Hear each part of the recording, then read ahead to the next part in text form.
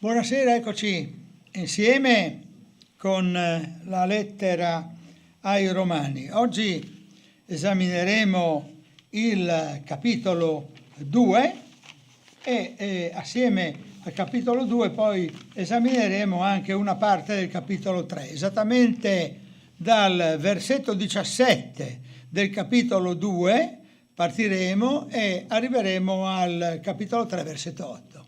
Non fare l'ossimoro, questo potrebbe essere il primo titolo che ci accompagna nella prima parte del nostro stare insieme. E poi imparo a guardare in me.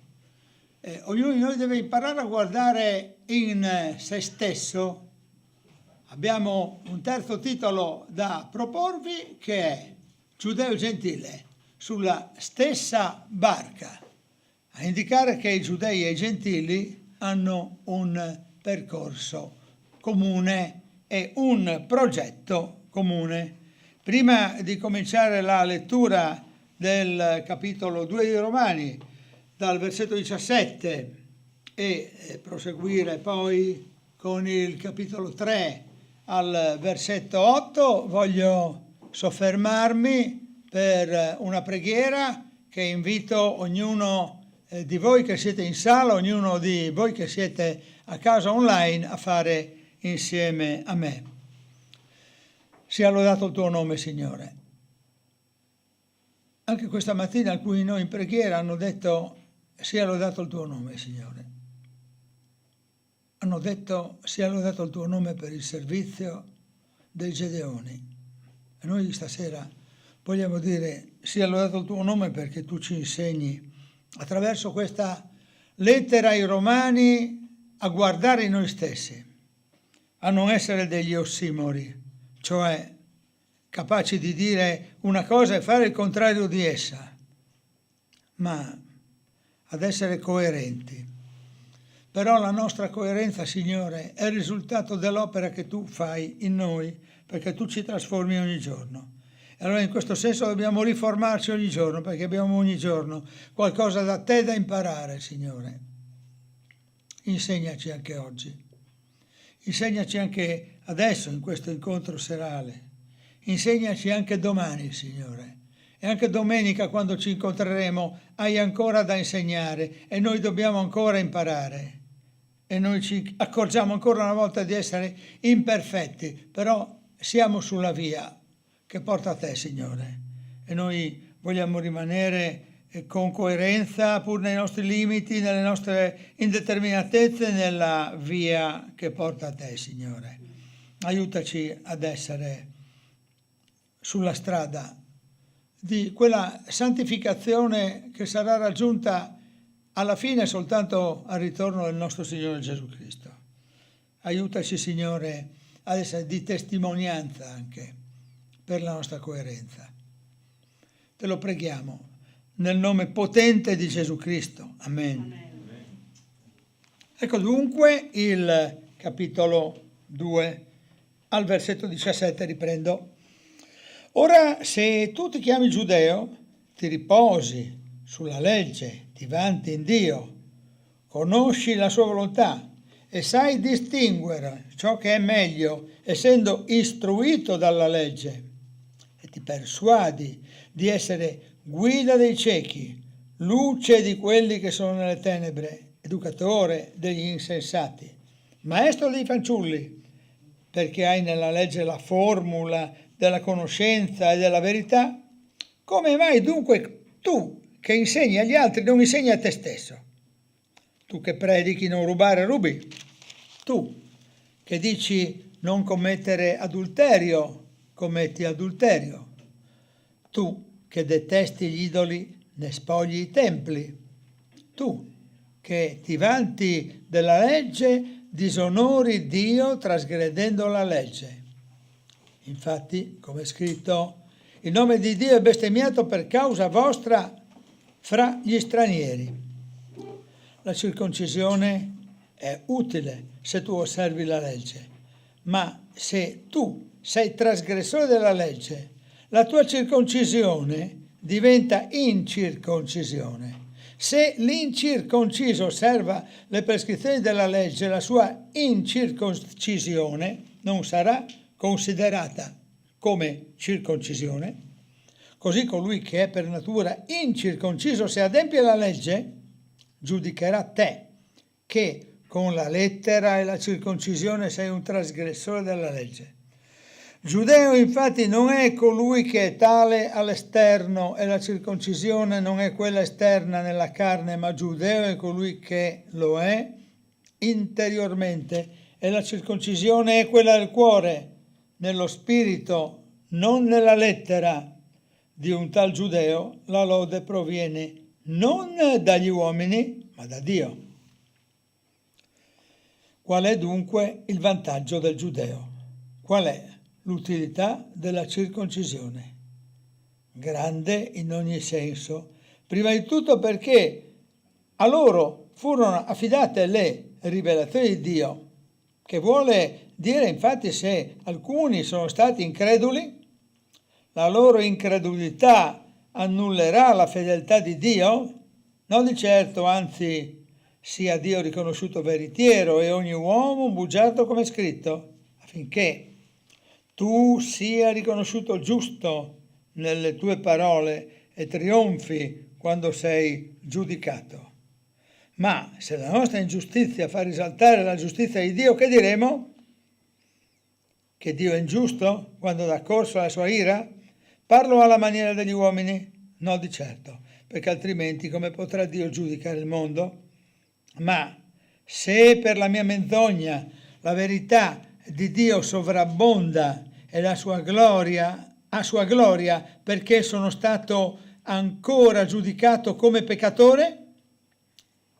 Perché non facciamo il male affinché ne venga il bene, come taluni siamo calunniosamente accusati di dire?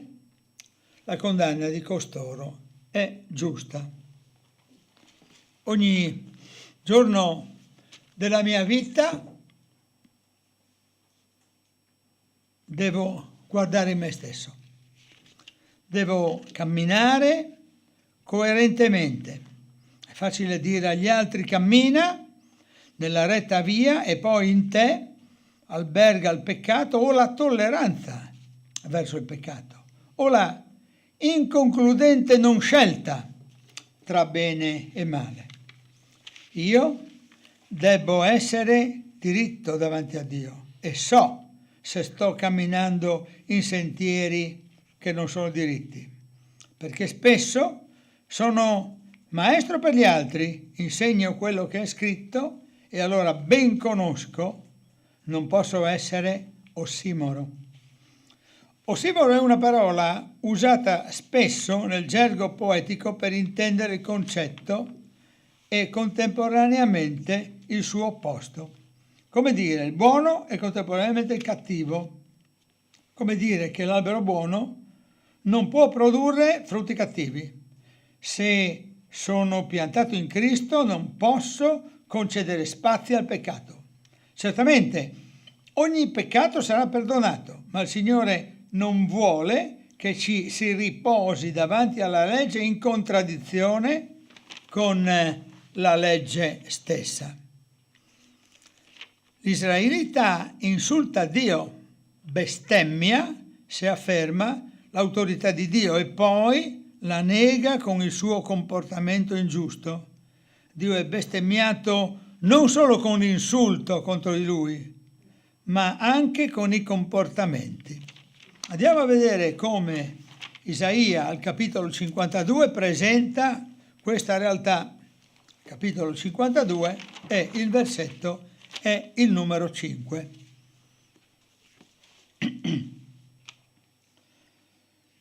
Ora che faccio io qui, dice il Signore, quando il mio popolo è stato deportato per nulla? Quelli che lo dominano lanciano urla, dice il Signore, e il mio nome è del continuo tutti i giorni insultato. Israelita che insulta il nome del Signore ogni giorno. I segni esteriori dunque possono essere inutili. Sono inutili senza il profilo interiore. Cambiamo il cuore ogni giorno. Il segno esteriore, come la circoncisione, o noi potremmo dire il battesimo, non può convivere con un'interiorità non riformata. Quindi la Chiesa, cioè la gente di Dio, il suo popolo, il singolo cristiano, deve avere un profilo interiore limpido, lineare. L'acqua inquinata non può entrare in quel canale dove l'acqua è stata ripulita. Noi, ripuliti da Cristo, non possiamo accettare di essere ributtati nella fogna. Chi è ripulito deve stare attento perché il canale sporco non entri nell'acqua pulita e quando cammina deve procedere per acque limpide e non bagnarsi nelle acque sporche. A che giova mostrare la veste candida se sotto sei macchiato? Se non hai segni esteriori, ma hai ottemperato alla legge, abbiamo anche trovato scritto in te, vuol dire che stai mettendo in pratica e ti sarà accreditato anche se la tua esteriorità non lo dimostra. Non importa conoscere la cosa, quanto attuare comportamenti adeguati. Ognuno è responsabile dei propri comportamenti.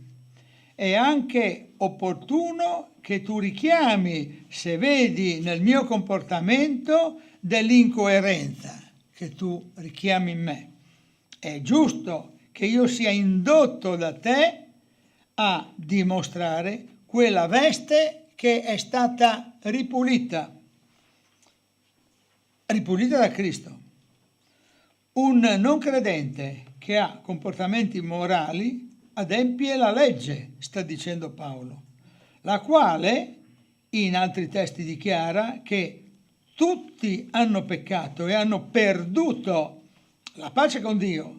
Questa pace si rinnova nel momento in cui si riconosce Cristo Salvatore, che mi ripulisce integralmente dal peccato, ma che ogni giorno devo fare attenzione, l'esame di coscienza, l'esame dei miei comportamenti. Un altro concetto che abbiamo trovato in questo testo è che Dio è imparziale, non favorisce gli ebrei, ma progetta la loro storia. Lo Spirito edifica, non la mano umana. Anche questo sta scritto. Non si creda in un Dio filo-ebraico. Come altre volte abbiamo scoperto, Dio possiede un suo eterno progetto, pianificato secondo una logica d'amore e di progettata e programmata dettagliata azione. La particolarità di questo disegno sovrano è anche inafferrabile, prevede che i primi a ricevere il messaggio della salvezza siano stati gli ebrei. Abramo diventa il depositario di una benedizione che verrà poi estesa, che è stata poi estesa a tutte le nazioni, a tutto il mondo, ai gentili.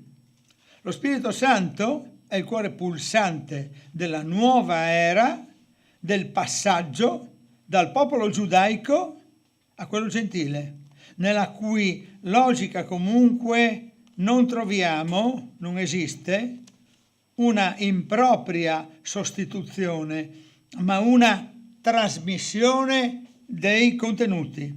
Il popolo di Israele non è privato della sua benedizione, ma essa si amplia, si diffonde nel mondo pagano per un reciproco vantaggio, quello dei benedetti prima e dei benedetti storicamente poi. Vedete più avanti nel tempo. Il testo che abbiamo affrontato presenta anche delle domande retoriche. Quelle che abbiamo trovato in questo testo sono quelle stesse che possiamo trovare in qualsiasi atto letterario. Esse presuppongono una risposta unica e inequivocabile. Non è forse così? Certo che è così. Non vi sono alternative? La domanda retorica implica una sola risposta. Il discorso è chiaro. Non si può non comprendere se non in quell'unico modo. Commetti adulterio? È male, certo. Detesti gli idoli e ne spogli i templi? È male? Sicuro. Disonori Dio? In che modo? Trasgredendo la legge. Ogni legge trasgredita è un disubbidire a Dio, è un ossimoro comportamentale. Dico una cosa, faccio l'esatto contrario, rispetto alla mia affermazione. È male? Sì. Vi invito a scoprire insieme a me Prima Corinzi al capitolo 12 e al versetto 28. Noi troviamo: e Dio ha posto nella Chiesa in primo luogo degli apostoli, in secondo dei profeti, in terzo luogo dei dottori, poi miracoli, poi doni di guarigione, assistenze e doni di governo, diversità di lingue. Ebrei e gentili sulla stessa barca. Il versetto celebre si riferisce, quello che ho letto, al ruolo all'interno della casa di Dio rinnovata dallo Spirito Santo. Ma allo stesso modo si può leggere un parallelismo tra il popolo di Israele e il popolo gentile. Ogni popolo ha il suo percorso per giungere a Dio, ma una volta saliti nella stessa barca dobbiamo navigare assieme, senza personalismi e con unità di intenti. C'è dunque un vantaggio nell'essere giudei.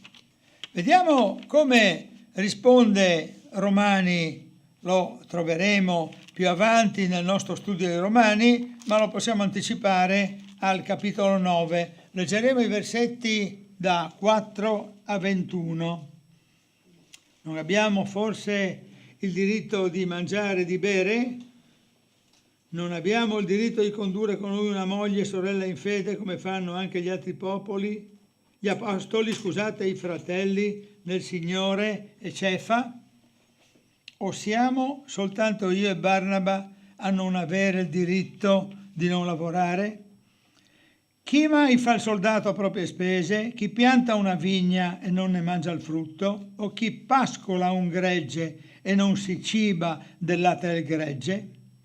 Dico forse queste cose da un punto di vista umano? Non le dice anche la legge? Difatti nella legge di Mosè sta scritto: non mettere la museruola al bue che trebbia il grano. Forse che Dio si dà pensiero dei buoi?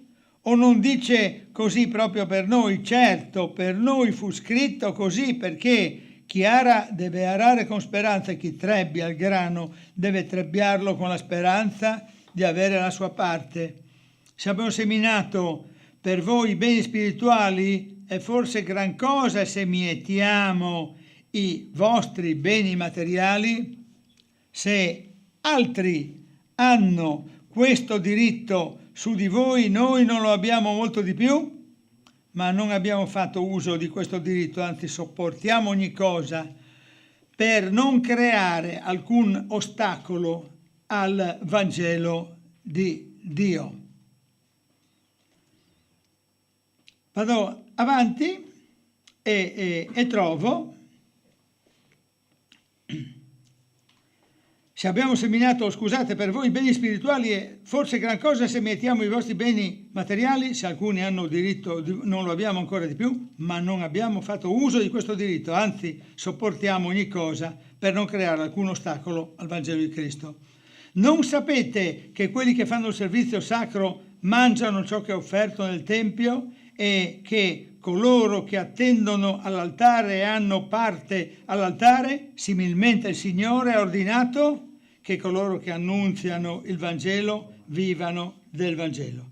Io però non ho fatto alcun uso di questi diritti e non ho scritto questo perché si faccia così a mio riguardo, poiché preferirei morire anziché vedere qualcuno rendere vano il mio vanto, perché se evangelizzo non devo vantarmi, poiché necessita me, né imposta, e guai a me se non evangelizzo. Se lo faccio volenterosamente ne ho la ricompensa, ma se non lo faccio volenterosamente è sempre un'amministrazione che mi è affidata. Qual è dunque la mia ricompensa? Questa, che annunziando il Vangelo io offro il Vangelo gratuitamente, senza vantarmi del diritto che il Vangelo mi dà, poiché, pur essendo libero da tutti, mi sono fatto servo di tutti per guadagnarne la maggioranza. Con i giudei mi sono fatto giudeo per guadagnare i giudei, con quelli che sono sotto la legge mi sono fatto come uno che è sotto la legge, benché io stesso non sia sottoposto alla legge per guadagnare quelli che sono sotto la legge. Con quelli che sono senza legge mi sono fatto come se fossi senza legge, pur non essendo senza legge di Dio, ma essendo sotto la legge di Cristo. Agli israeliti appartengono l'adozione, Dio li ha adottati, li ha scelti. Agli israeliti appartiene la gloria, il privilegio di tale adozione, i patti, l'univocità dei patti stabiliti da Dio che ha dato la regola, la legislazione, la prima legge consegnata a Mosè sul monte, il servizio sacro consegnato dai Leviti, loro devono condurre il culto, le promesse, la certezza del premio, ma anche la nascita del Cristo Salvatore. I padri, secondo la carne, siamo figli di un padre fisico, una madre fisica. Anche Gesù, la più alta delle promesse, è il Salvatore, nato dalla carne, dallo Spirito Santo, incarnato nel seno di una donna speciale e scelta tra molte donne di Israele. I discendenti di Israele non sono tuttavia israeliti veri, se non hanno accettato fino all'ultima promessa, il Cristo. Tuttavia i farisei possono giungere anche al battesimo di Giovanni, ma non saranno approvati, secondo quello che troviamo in Matteo capitolo 3, versetti 8 e 10. Andiamo a scoprire anche quest'altra pagina del Vangelo di Matteo, capitolo 3, versetti 8 e 10. I farisei che si recano di fronte a Giovanni vengono redarguiti: fate dunque dei frutti degni del ravvedimento. Non pensate di dire dentro di voi abbiamo per padre Abramo, perché io vi dico che da queste pietre Dio può far sorgere dei figli d'Abramo. Ormai la scure è posta alla radice degli alberi. Ogni albero dunque che non fa buon frutto viene tagliato e gettato nel fuoco. Ormai dunque ci richiama anche questi altri passi, il capitolo 2 e il capitolo 3 per la parte che abbiamo ritrovato, ci consegna anche dei passi sui quali possiamo ancora riflettere e ragionare.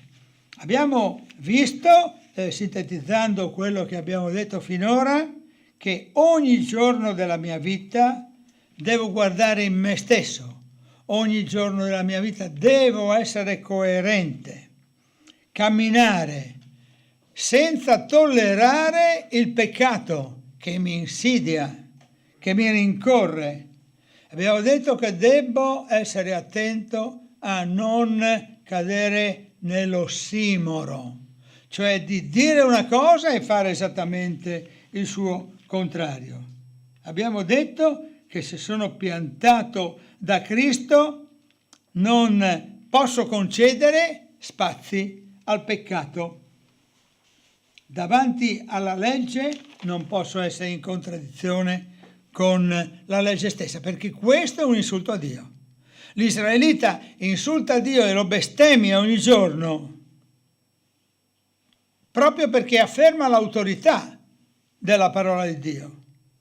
La bestemmia non è soltanto l'insulto, l'esclamazione, perché sta scritto non nominare il nome di Dio in vano, perché sta scritto che per ogni volta che tu nomini il nome di Dio in vano ti sarà chiesta la spiegazione. Ma la bestemmia non è solo l'insulto, è anche il comportamento contraddittorio. Abbiamo anche detto che i segni esteriori sono inutili senza il profilo interiore. Noi ripuliti da Cristo non possiamo accettare di essere ributtati nell'acqua sporca. Il canale sporco non deve entrare nell'acqua pulita. Abbiamo anche letto che i segni esteriori non sono dei segni assoluti. Non importa conoscere la cosa, quanto attuare comportamenti, ognuno è responsabile dei propri comportamenti. Il segno esteriore, la circoncisione per gli ebrei, per noi il battesimo, non garantisce che tu stia camminando come il tuo Salvatore vuole. Se sei nel peccato, devi essere attento e fare un esame dei tuoi comportamenti. Abbiamo anche osservato che Dio è imparziale, non favorisce gli ebrei, ma progetta la loro storia sociale, collettiva e individuale. Non è la mano umana che progetta la storia, ma è la parola di Dio, è la sua scelta determinata. E così prima vennero gli ebrei, come abbiamo anche le volte ricordato nei corsi di koinonia, e poi arrivano le nazioni gentili. Questo giungere dei gentili però non deve essere considerato come un'esclusione del popolo ebraico. Il popolo ebraico rimane un popolo che è stato scelto all'inizio della storia per diffondere nel mondo la benedizione. Siate di benedizione e siete di benedizione. Oggi però, al di là di quel vantaggio iniziale, tutti, ebrei e gentili, sono sulla stessa barca.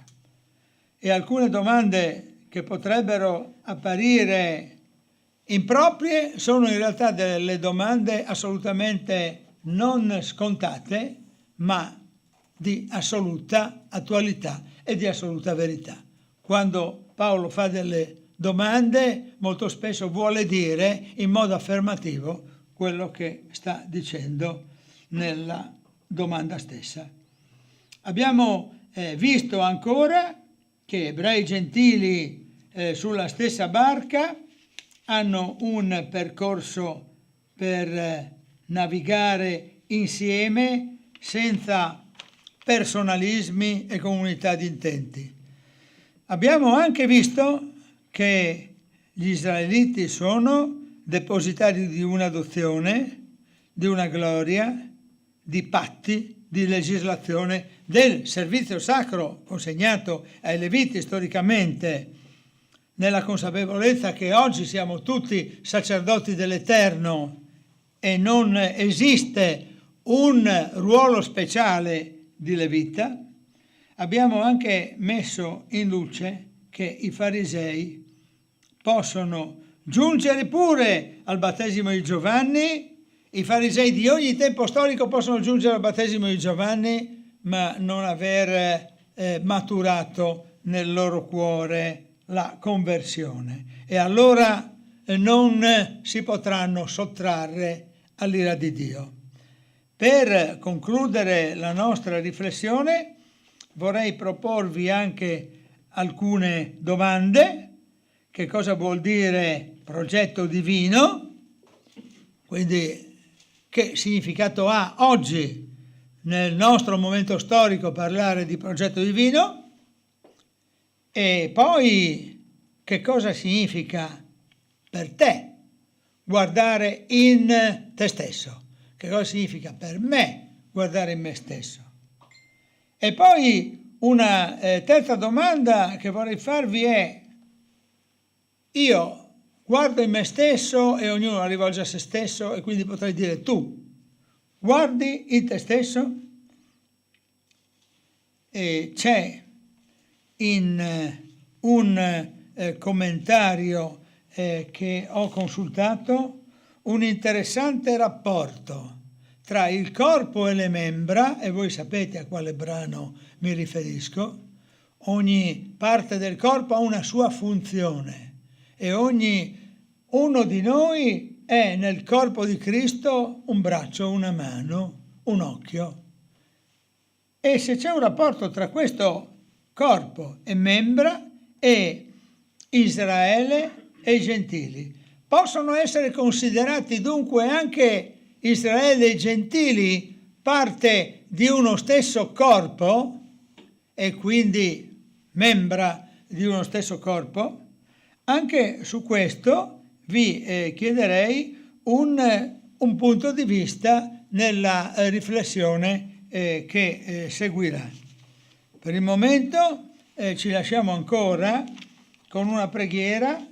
Diamo appuntamento a tutti quelli che ci seguono dal web senza venire in sala per l'incontro di domenica, e in questo caso invece vi preghiamo di essere assolutamente presenti in sala, e preghiamo anche coloro che ci contattassero, forse anche per la prima volta, di prendere posizione di fronte a queste affermazioni che hanno sentito e di fronte a quelle che sentiranno anche nel riascoltare altri brani che trovano sul web, altre riflessioni che trovano, e eventualmente anche le prossime. Ci salutiamo con una preghiera. Signore Dio, che sei nei cieli, che sei Signore del popolo di Israele, che sei Signore di noi gentili. Signore Dio, noi ti lodiamo perché siamo entrati nel tuo progetto. Alleluia, Signore, benedetto il tuo nome. Noi siamo entrati nel tuo progetto e non siamo entrati perché lo meritavamo, ma siamo entrati nel tuo progetto perché Gesù Cristo, ebreo, figlio di ebrei, è venuto nel mondo per sacrificare se stesso e col suo sangue lavare i peccati di ognuno che accetta la tua salvezza.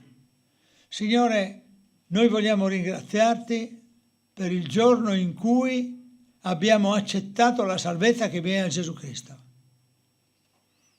Se qualcuno all'ascolto non ha accettato ancora la salvezza che viene da Gesù Cristo, ti preghiamo perché anche questo sia un momento utile di testimonianza affinché possa essere salvato. Perché senza Gesù Cristo non c'è salvezza, né ebrei né gentili.